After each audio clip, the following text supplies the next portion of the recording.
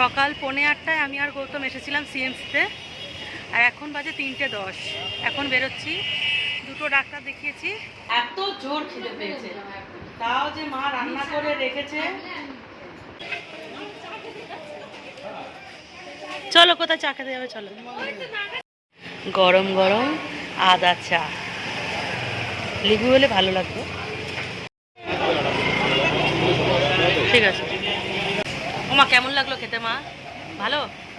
এবং ইনফেকশনটা কি সেটা উনি বুঝতে পারছেন না। তো এখন ইনফেকশন যেটা একটা স্পট দেখা দিয়েছে স্প্লিনে, তো স্প্লিনে যে স্পটটা দেখা দিয়েছে সেই স্পটটা এখন ওনারা আইডেন্টিফাই করতে পারছে না যে জিনিসটা কি, সেই অনুযায়ী ট্রিটমেন্টও স্টার্ট করতে পারছে না। বন্ধুরা, আমি সুপর্ণা, তোমরা সবাই কেমন আছো? সবাই খুব খুব ভালো আছো। আমার চ্যানেলের নতুন একটা ব্লগে অনেক অনেক ওয়েলকাম। তো যথারীতি মনে সাহস নিয়ে আজকেরও সকাল সকাল চলে যাব সিএমসিতে, যেহেতু আজকে দুখানা ডাক্তার দেখানো আছে, আলট্রাসোনোগ্রাফি করার আছে। তো কিছু করার নেই। মন কালকের খুব খারাপ ছিল, কিন্তু আজকের আবার মনটাকে শক্ত করে নিয়েছি। যখন এসেছি ডাক্তার দেখাতে হবে, ট্রিটমেন্টও করাতে হবে। আর জীবনে কখনো ভাবিনি এইভাবে হসপিটালের গেটে গেটে ওয়ার্ডে ওয়ার্ডে ঘুরে ঘুরে আমাকে ট্রিটমেন্ট করাতে হবে। সত্যি কখনো ভাবিনি। ছোটোবেলা থেকে এমন কোনো বড় ধরনের রোগ অসুখ বিসুখও হয়নি, জ্বরজারিও খুব কমই হয়েছে। কিন্তু এখন এই পরিস্থিতিতে, মানে এই বয়সে এসে এই পরিস্থিতিতে এরকম একটা সিচুয়েশান হবে, আমি সত্যিই মানে আমার কাছে খুব শকিং। তো আবার শকিং বলাটাও ভুল। আগে একটা ভুল কলকাতার সার্জারি হয়ে আছে আমার 10 বছর আগে, যার জন্যে তার সাইড এফেক্টে এরম একটা হতে পারে সিচুয়েশান, সেটাও একটা হওয়ার ছিল। যাই হোক, সব মিলিয়ে আর কি বলবো, আর কিছু বলার নেই। জানি না আজকে ডাক্তার আবার মাথার ওপর কী পাহাড় ভাঙবে, বা আজকেরও কিছু রিপোর্ট নিয়ে কথা বলবে ডাক্তাররা। কিছু রিপোর্ট এখনও জানি না, গাইনো রিপোর্টটা। তো এখন দেখা যাক কি হয়, কতটা মাথায় পাহাড় ভাঙে আজকে দেখা যাবে। আর কলকাতায় আজকে হোলি, আর আমি এইখানে মানে সবার থেকে আলাদা। ক্লাব থেকে কালকে ফোন করেছে। এই দিনটা আমি ক্লাবে খুবই এনজয় করি, হ্যাঁ, রং খেলা, একসাথে খাওয়া দাওয়া। কিন্তু কী করা যাবে, সুস্থ রাখতে গেলে তো কিছু জিনিস স্যাক্রিফাইস করতেই হবে। দেখা যাক কপালে আর কি কি দুর্গতি আছে। আগে সিএমসি হসপিটালের সামনে আসলে বুকে ধুকপুকানিটা দ্বিগুণ হয়ে যেত, এখন আর সেসব হয় না। এখন সিএমসির নাম শুনলে হৃদস্পন্দন প্রায় বন্ধ হওয়ার জোগাড় হয়ে যায়। এই যে হোটেল থেকে বেরিয়ে সিএমসি অবধি এসেছি, সারা শরীর কাঁপছে, মনে হচ্ছে যখন তখন হার্ট অ্যাটাক হয়ে যাবে। ওটি ব্লকের বেসমেন্টে বসে আছি টোকেন নাম্বার নেওয়ার জন্যে, আর বেসমেন্টে এত ঠান্ডা যে কাঁপ এসে যাচ্ছে। সাংঘাতিক একটা শারীরিক এবং মানসিক ক্লান্তি নিয়ে আজকের মতো হসপিটাল থেকে বিদায় নিয়ে আমি আর গৌতম বেরিয়ে পড়েছি। বাইরে ভীষণ রোদ। সকাল 8:45 আমি আর গৌতম এসেছিলাম সিএমসিতে, আর এখন বাজে 3:10। এখন বেরোচ্ছি। দুটো ডাক্তার দেখিয়েছি, একটা গাইনো ডাক্তার, আর একটা হচ্ছে আমার স্প্লিনে যে ইনফেকশন হচ্ছে তার জন্য ডাক্তার দেখিয়েছি। তারপর হলো একটা লিভারের আমার আলট্রাসোনোগ্রাফি হয়েছে। এইসব করে এখন 3:10। সকাল থেকে শুধু আমি আর গৌতম এখন অবধি বিস্কিট খেয়ে আছি, বাইরে বেরোতেও পারিনি আর কিছু খেতেও পারিনি। যাই হোটেল রুমে যাই, সবটা ডিটেলসে তোমাদের সাথে শেয়ার করছি, কী কী বললো ডাক্তার আজকের আমাকে। চলে এসেছি হোটেল রুমে, এসে তাড়াতাড়ি স্নান করে ভাতের থালা নিয়ে বসে পড়েছি। এত জোর খিদে পেয়েছে, তাও যে মা রান্না করে রেখেছে, তার জন্য খেতে পাচ্ছি। মা উচ্ছে আলু ভাজা করে রেখেছে আর সয়াবিনের তরকারি, আর বুঝতে পারছি না আমি এত জোর খিদে পেয়েছে। প্রথম তো স্নানও করেনি, খেতে বসে পড়েছে। এখন সন্ধ্যা প্রায় 7টা বাজতে যায়। কয়েকদিন ধরে হসপিটালে এতটা সময় চলে যাচ্ছে, আমি বাড়ি ফিরে ভীষণ অসুস্থ হয়ে পড়ছি। কালকে তো সারাদিন শুয়ে কাটিয়েছি, সারা সন্ধ্যা। কালকে মনের অবস্থাটাও ভালো ছিল না। আজকে তো শ্যুট হয়ে গেছে, বুঝতেই পেরেছি এরকম খারাপ খবরই পাবো, মন খারাপ করে লাভ নেই। তো আর কি খবর পেয়েছি না পেয়েছি আমি পরে এসে বলছি। দুপুরবেলা ঘুমিয়ে পড়েছিলাম তো মনে ছিল না তোমাদের সাথে শেয়ার করব। তো এখন আমি আর গৌতম একটু বাইরে বেরোচ্ছি। মা আর মেয়ে দুজনে কোনো একটা, এখানে বালাজির মন্দির আছে, সেখানে আরতি দেখতে গেছে, সন্ধ্যা আরতি। ভাই এই রুমে আছে। ভাইও চলে গেছে অপূর্বায় কফি খেতে। গৌতম জোর করে আমাকে তুলে এখন নিয়ে বেরোচ্ছে, বলছে ঘরে থাকলে আরও অসুস্থ ফিল করবে, চলো গিয়ে একটু ঘুরে আসলে মনটা ভালো লাগবে। মানে আমার এত পেট যন্ত্রণা করছে, আমি হাঁটতে পারছি না, তাও স্যার আমাকে নিয়ে যাবে। স্যার গিয়ে সামনে দাঁড়িয়ে আছে। আর আমি তো মানে ওর কাছে না বলতেই পারবো না, ও যা ছেলে ওটা হ্যাঁ করেই ছাড়বে। তো যাই একটুখানি ঘুরে আসি, দেখি কোথায় নিয়ে যায়। বেরোবার সময় ভাবছিলাম মা আর উৎসার সাথে যদি রাস্তায় দেখা হয়ে যায় খুব ভালো হয়, তো সেটাই হলো, রাস্তা দেখা হয়ে গেল। চলো কোথায় চা খেতে যাবে চলো। কার্তিক মন্দির গলিতে ঠিক নাকা রেসিডেন্সির সামনে এই চায়ের দোকানটা রয়েছে। তো মাদের বক্তব্য এই চায়ের দোকানের চাটা নাকি ভীষণ ভালো। ওরা তিনজনে তো এখান থেকেই চা খাচ্ছে, মা, উৎসা আর ভাই। ওদের এই চাটা বেশ ভালো লেগেছে। আর আমার জন্যে আজকে ছিল স্পেশাল লিকার চা, আর মা আর উৎসা যথারীতি দুধ চাই খেয়েছে। তারপর উৎসাহ ওর বন্ধুদের গিফট করার জন্য কয়েকটা চাবির রিং কিনে নিয়েছিল। এটা অবশ্য নিজের টাকা দিয়েই কিনেছিল। এলোরে আসলে এই ভাজা বাদামগুলো খেতে একদম ভুলো না, এত মিষ্টি আর টেস্টি হয়। মায়ের তো ভীষণ ভালো লেগেছিলো। তারপর আমরা চলে গেছিলাম ফুচকা খেতে। আমি অবশ্য নয়, উৎসাহী খেয়েছিল। আমার আর মানে ফুচকা খাবার বা কোনো কিছু খাবারের প্রতি সেই মন মানসিকতা ছিলই না। এদিকে আমার ভিডিও করা দেখে ফুচকাওয়ালা দাদাটা বুঝতেই পেরেছে আমার কোনো চ্যানেল আছে। তো আমার চ্যানেলের নাম জিজ্ঞাসা করলো এবং আমাকে বলল সামনে থেকে ভালো করে দিদি ভিডিওটা করুন, তাহলে ভালো হবে। তো যাই হোক, উৎসার তো এই ফুচকা ভীষণ ভালো লেগেছে, পেঁয়াজ দেওয়া ফুচকা।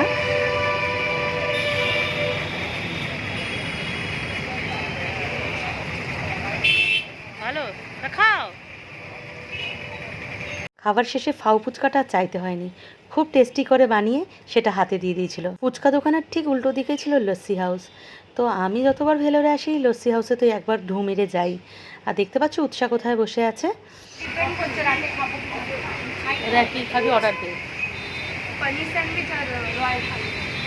এদিকে গৌতম ঠিক নিজের পছন্দের জিনিসটা খুঁজে বের করেছে, মুড়ি মাখা। লাস্সি হাউসের রয়্যাল ফালুদাটা আমার তো ভীষণ ভালো লাগে, তো মেয়েও সেটাই অর্ডার করলো। প্রতিবার যখন রয়্যাল ফালুদা এখান থেকে খাই মেয়ের কথা ভাবতাম, মেয়েকে ফোনে বলতাম তুই যখন আসবি তোকে খাওয়াবো। যাই হোক, কথা রাখতে পেরেছি। মা মেয়ে দুজনের জন্য নিয়ে নিয়েছিলাম রয়্যাল ফালুদা, আর ভাইয়ের জন্য নিয়েছিলাম পেস্তা শেক উইথ আইসক্রিম। আর আমার কিছু ভালো লাগছিল না, কিছু নিয়ে নিই। আর মেয়ে নিয়েছিল একটা চিজি কর্ন স্যান্ডউইচ। মা কেমন লাগলো খেতে মা? ভালো? মা প্রথমে খেতেই চাইছিল না, তারপর মার ভালো লেগেছে, আবার একটা অর্ডার করা হলো। আর এদিকে যে খাবার লোক সে খেয়েই যাচ্ছে। রাতে রান্না করার মতো এনার্জি আর কারোরই ছিল না। আর সবথেকে বড় কথা, মাছের বাজারটা রাতে বসেও না, কি রান্না করবে সেটাও বুঝে উঠতে পারছিল না। শেষে মা আর ভাই গিয়ে পরোটা চিকেন কিনে নিয়ে এনেছিল রাতে ডিনারের জন্যে। তো রাতে ডিনার কমপ্লিট করে তোমাদের সামনে চলে এসেছি। যেহেতু হসপিটালে আজকে কী হচ্ছে সেটা একদমই শেয়ার করতে পারিনি, আর হয়ে ওঠেনি। হসপিটাল থেকে এসে না এতটাই টায়ার্ড হয়ে পড়েছিলাম, খেতে শুয়ে পড়েছিলাম। তো সকাল 8টার সময় গেছিলাম, আর তোমরা তো দেখলে মানে আলট্রাসোনোগ্রাফি রুম থেকেই আমি 3টে 10-এ বেরিয়েছি। মানে সারা রাত মানে বেলাই আমার, মানে সকাল বেলাটা পুরো আর দিনের অর্ধেকটাই আমার মানে হসপিটালে কেটেছে।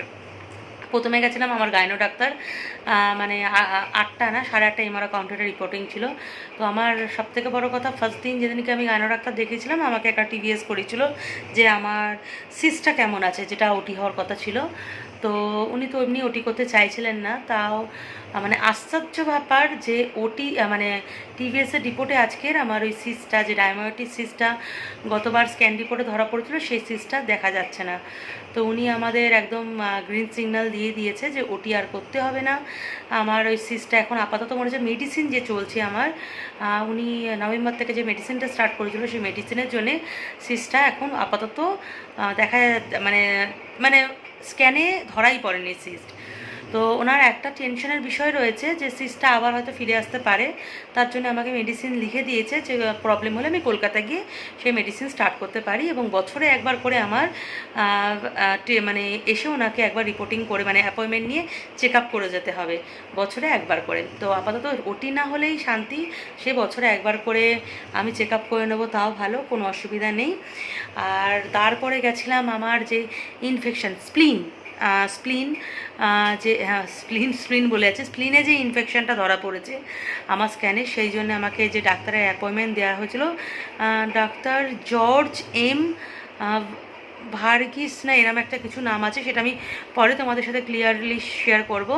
তো উনি যেটুকু দেখলেন, উনি বললেন আমার শরীরে এখন যা প্রবলেম দেখা দিয়েছে, যে স্প্লিনে যে ইনফেকশনটা, তার কারণই আমার কলকাতায় যেটা 10-12 বছর আগে যে আমার ওটিটা হয়েছিল, সেই ওটিরই সাইড এফেক্টে আমার স্প্লিনে ইনফেকশন ধরা পড়েছে। এবং ইনফেকশনটা কী সেটা উনি বুঝতে পারছেন না। তো এখন ইনফেকশান যেটা একটা স্পট দেখা দিয়েছে স্প্লিনে, তো স্প্লিনে যে স্পটটা দেখা দিয়েছে সেই স্পটটা এখন ওনারা আইডেন্টিফাই করতে পারছে না যে জিনিসটা কি, সেই অনুযায়ী ট্রিটমেন্টও স্টার্ট করতে পারছে না। সুতরাং ওনারা আমার হাতে 3 মাস টাইম দিয়েছে। 3 মাসের আগে ওটি করা যাবে না।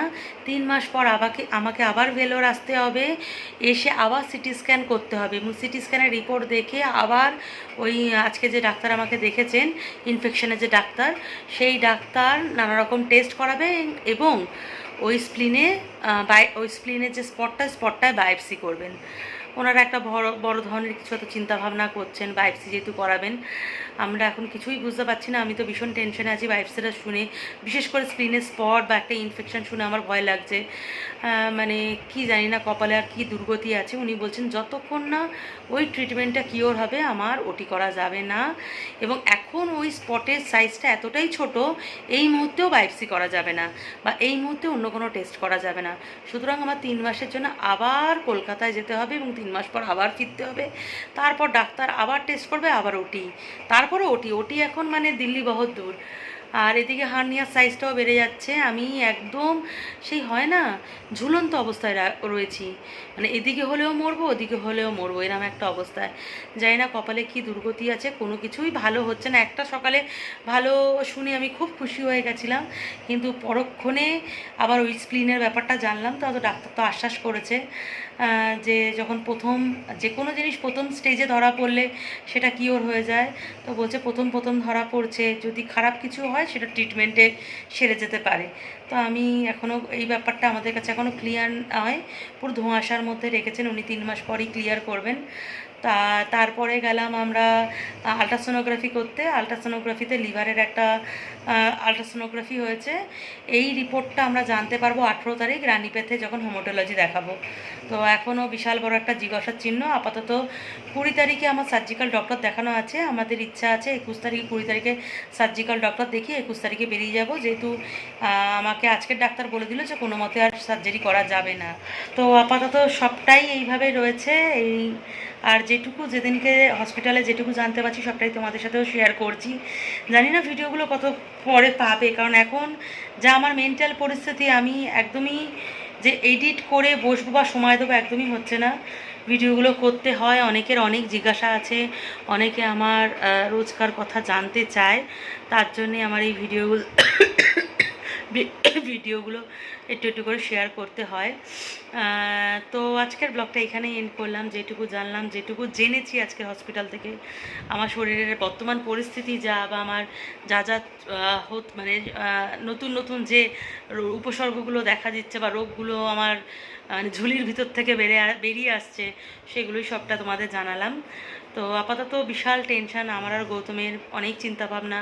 এখানে বারবার আসছি, প্রচুর টাকা খরচায়, হোটেল আসা যাওয়া, এত রকমের টেস্ট, কিন্তু কাজের কাজ ওটিটার হচ্ছে না, বরঞ্চ নিত্য নতুন একটা রোগ আমার এক একটা অর্গানে ধরা পড়ছে। তো জানি না কতদিন কি করব বা কিভাবে বাঁচবো, কিভাবে ফাইট করব, কিছু জানি না।